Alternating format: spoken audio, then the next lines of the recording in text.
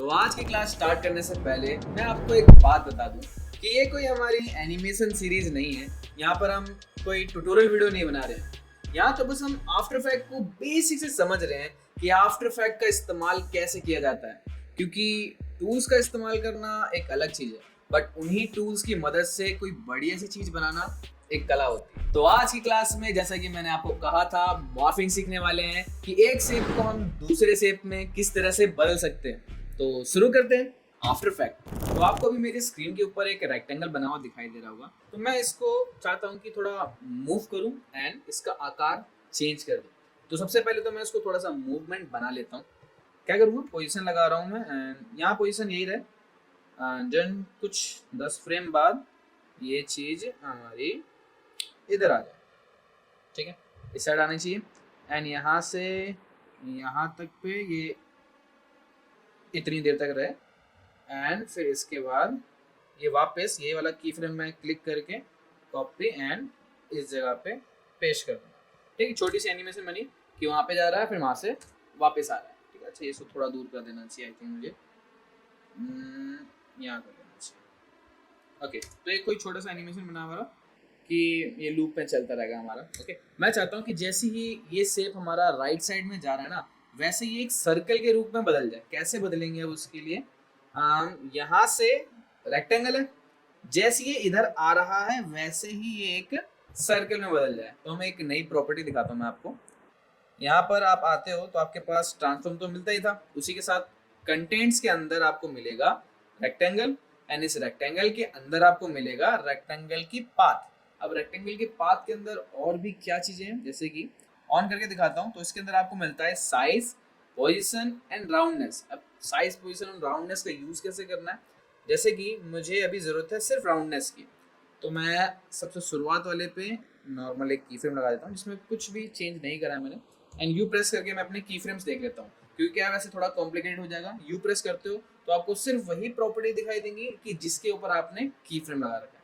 तो मैं चाह रहा हूँ कि थोड़ी सी जब मेरी वीडियो आगे बढ़ जाए, इस टाइमिंग पर ये चीज़ सर्कल बन जाए, तो मैं क्या करूँगा, इसके अंदर की राउंडनेस को ज़्यादा बढ़ा दूंगा। ओके, एंड इस चीज़ को देखते हैं। तो ये जैसी राइट साइड में जाएगी वैसी ये सर्कल में बदल गई। सेम टाइम मैं चाह रहा हूँ कि जब ये यहाँ से वापस इधर जाए तो फिर से हमारा रेक्टेंगल आ जाए। तो मैं यहाँ तक पे एक खाली की फ्रेम लगा दूंगा। मेनली करा क्या है, यहाँ से लेकर यहाँ तक पे की फ्रेम तो है बट कोई चेंज नहीं आएगा क्योंकि वो सेम वैल्यू थी उसकी।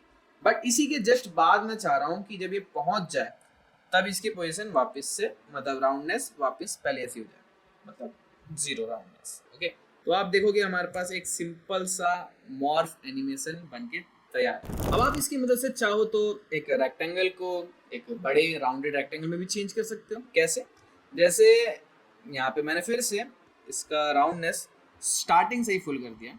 मैं चाहता हूँ कि राउंडनेस के ऊपर एंड साइज के ऊपर, दोनों के ऊपर मैंने की फ्रेम लगा दिया। यू कर लेता हूँ कि मुझे बस यही प्रॉपर्टी दिखाई दे एंड थोड़ी सी देर बाद मैं चेन भी तोड़ देता हूँ जिससे कि दोनों वैल्यू में अलग अलग चेंज कर पाऊँ एंड सिर्फ ये चीज़ मैंने यहाँ से ऐसे बढ़ा दी। ओके, एंड थोड़ा सा राउंडनेस हल्की सी कम कर लेते हैं। कहाँ से कम हो रही है, इधर कम हो रही है। ठीक है, इतना इतना राउंड कर लेता हूँ। ओके, अब अगर इसको मैं देखूँ एक बार तो ये ऐसे में यूँ चेंज हो गया।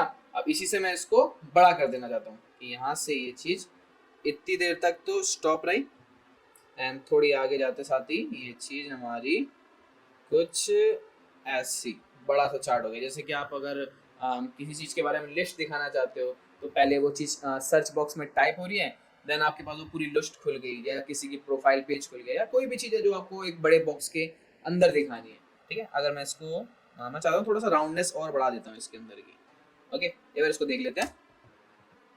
ओके, एंड वापस से मैं चाहता हूँ कि वापस से ये एक सर्कल में बदल जाए। तो मैं यहाँ से जब ये चीज़ ओपन हुई इतनी देर तक यहाँ पे सेम वैल्यू रखूँगा एंड फिर बाद में इसको फिर से एक छोटा सा सर्कल में बदलना है मेरे को।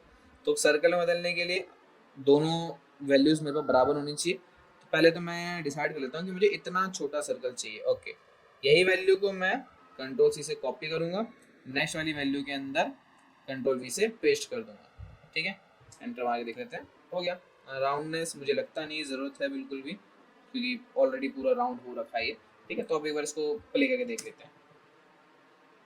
ओके, तो मतलब क्या है ना, ये एक सिर्फ एक शेप से मैंने रेक्टेंगल भी बना लिया, स्क्वायर भी बना लिया, राउंडेड रेक्टेंगल भी बना लिया, और वापस से वो चीज़ सर्कल बनकर भी आ रही है। चलो अब इसका एक दूसरा तरीका भी देखते हैं। ये तरीका पर्सनली मुझे बहुत बढ़िया लगता है, और क्योंकि इससे ना हम एक नॉर्मल शेप को बहुत ज़्यादा कॉम्प्लेक्स शेप के अंदर भी बदल सकते हैं। थोड़ा सा लेंथी जरूर है, बट इसको डिटेल में समझेंगे कैसे यूज़ करना है। तो सबसे पहले तो मैं यहाँ पर अपना एक लेयर ऐड कर रहा हूँ। ये मैंने ऑनलाइन एक इमेज डाउनलोड कर रखी है, थोड़ा सा छोटा कर लेता हूँ, साइज ज़्यादा बड़ा है इसका, करीबन 25%। अब मैं यहाँ पर सबसे पहले तो क्या है ना, ये जो लेयर है, अगर मैं इसकी प्रॉपर्टी के अंदर आगे देखूँ तो सिर्फ ट्रांसफॉर्म प्रॉपर्टी मेरे को मिल रही है और कुछ भी नहीं है। तो मैं क्या करूँगा, इस वेक्टर लेयर पे राइट क्लिक करूँगा and create shape from vector layer कर देना, जिससे कि मेरे पास आफ्टर इफेक्ट एक नई लेयर बना के दे देगा, जो कि एक शेप लेयर होगी, जिसको आफ्टर इफेक्ट रीड कर सकता है ईजिली। तो चाहो तो नीचे वाले को डेट मार दो, कोई ज़रूरत नहीं है, ऊपर वाले के ऊपर काम कर लेते हैं। जैसे इसके अंदर आपको कंटेंट मिल रहा है, कंटेंट के अंदर ग्रुप 1, ग्रुप 2, ग्रुप 3, ये जो 3 चीज़ें बनी हुई है हमारी शेप के अंदर, वो तीनों दिखाई दे रही हैं। पहले वाला मैं इसको भी बंद कर देता हूँ, नीचे वाले को भी बंद। सिर्फ इस पाथ को मुझे कॉपी करना है। पाथ को कॉपी कैसे करेंगे, ग्रुप के अंदर आना, यहाँ पे आपको मिलेगा पाथ, एंड लास्ट क्लास में मैंने आपको यही सेम चीज़ बताई थी, तो मैंने यहाँ से जाके इस पाथ के ऊपर लगा दिया की फ्रेम, और इस की फ्रेम को मैं कॉपी कर लूँगा, ठीक है। अब आप चाहो तो इस लेयर को बंद कर सकते हो। अब बनाते हैं हम अपनी दूसरी लेयर। जैसे कि मेरे पास यहाँ पर एक सर्कल है। अब मैं चाहता हूँ कि ये जो सर्कल है ना, ये सर्कल उस लाइन के फेस में बदल जाए। कैसे बदलेगा, उसके लिए आपको इसके अंदर भी वही सेम प्रॉपर्टी होनी चाहिए, तभी तो आप पेस्ट कर पाओगे। बट अगर मैं इसके अंदर जाके देखूँ तो आपको इलिप्स के अंदर जाके इलिप्स पाथ में इलिप्स की वो पाथ प्रॉपर्टी नहीं मिलती है। तो आप क्या करोगे, इस इलिप्स पाथ पे राइट क्लिक करना एंड यहाँ पे आएगा कन्वर्ट टू बेजियर पाथ, जिससे कि ये चीज़ एक बेजियर बन जाएगी, जिससे कि आपके पास पाथ वाला की फ्रेम वाली प्रॉपर्टी आ जाएगी। आपको करना क्या है, अब मेनली मैं चाहता हूँ स्टार्टिंग में मेरे पास सर्कल ही रहे, तो मैंने यहाँ से सर्कल पे की फ्रेम लगा दिया, ठीक है, कि स्टार्टिंग में सर्कल है, बट थोड़ी सी देर बाद, जैसे कि कुछ 1 सेकेंड बाद, जो चीज़ मैंने कॉपी कर रखी है उसी चीज़ को मैं पेस्ट कर दूँगा। तो मैंने कंट्रोल वी से पेस्ट कर दिया। अच्छा, अब ये चीज़ पेस्ट तो हो गई, बट इसकी लोकेशन थोड़ी चेंज होकर आई है। तो मैं क्या करूँगा, यहाँ पे सबसे पहले तो साइज़ उसका बहुत ज़्यादा बड़ा है, हाँ चेंज होता हुआ ज़रूर जा रहा है, उसको बाद में देखेंगे, पहले इसकी पोजीशन सही कर लेते हैं। करना क्या है, मैं स्टार्टिंग में आ रहा हूँ एंड पहले यू प्रेस करता हूँ एंड फिर शिफ्ट के साथ ए, जिससे कि एंकर पॉइंट आएगा, शिफ्ट के साथ टी, जिससे कि पोजीशन आएगा। इन दोनों के ऊपर की फ्रेम लगा देता हूँ एंड इसके बाद जब मेरा शेप यहाँ पर पहुँच जाता है, तब मैं इसके ऊपर यहाँ से अलाइनमेंट सही कर लूँगा, जैसे कि यहाँ से ये लाइन, यहाँ से ये लाइन। तो आप देखोगे कि ये चीज़ यहीं की यहीं बड़ी हो रही है। बट अभी क्या, इसका साइज़ बहुत ज़्यादा बड़ा हो रखा है एंड मैं इसका साइज़ चेंज कर लूँगा। कैसे, मैं यहाँ पे आया, ओके, एक चीज़ आप देखोगे कि मैंने एंकर पॉइंट के ऊपर तो एनिमेशन स्टार्ट करी थी, बट यहाँ पे सिंगल वही पॉइंट बन रखा है, यहाँ पे दूसरा कोई पॉइंट बनकर नहीं आ रखा है। तो आपको क्या करना पड़ेगा, कंट्रोल को होल्ड करके रखना एंड यहाँ पर पैन बिहाइंड टूल होगा, इस पर डबल क्लिक कर देना।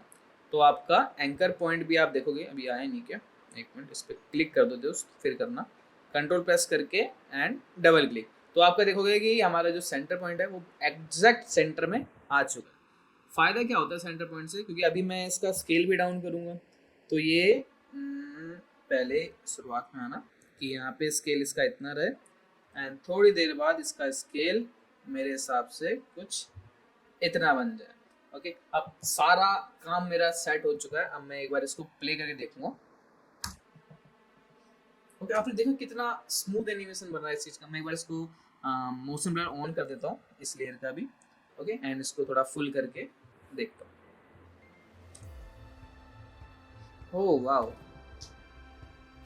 ठीक है। तो इस तरह से आप मॉर्फिंग कर सकते हो, किसी भी शेप को किसी भी दूसरे शेप में चेंज कर सकते हो।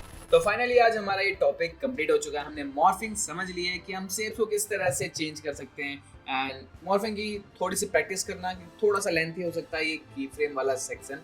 तो नेक्स्ट क्लास में हम स्टार्ट करेंगे 3D लेयर्स को, समझेंगे कि 3D लेयर्स किस तरह से यूज़ करी जाती हैं। बहुत सिंपल चीज़ है बट नेक्स्ट क्लास समझते हैं। एंड 3D कैमरा भी स्टार्ट करेंगे जल्दी से जल्दी। बहुत सारी अभी तो चीज़ें रह रही हैं हमारे को सीखना। टूल्स कवर होने के बाद मैं जरूर ट्यूटोरियल वीडियोस लेकर आऊँगा, कुछ ना कुछ हम क्रिएट करना सीखेंगे। और मैं मिलता हूँ अभी आपको नेक्स्ट वीडियो में, तब तक के लिए बाय बाय।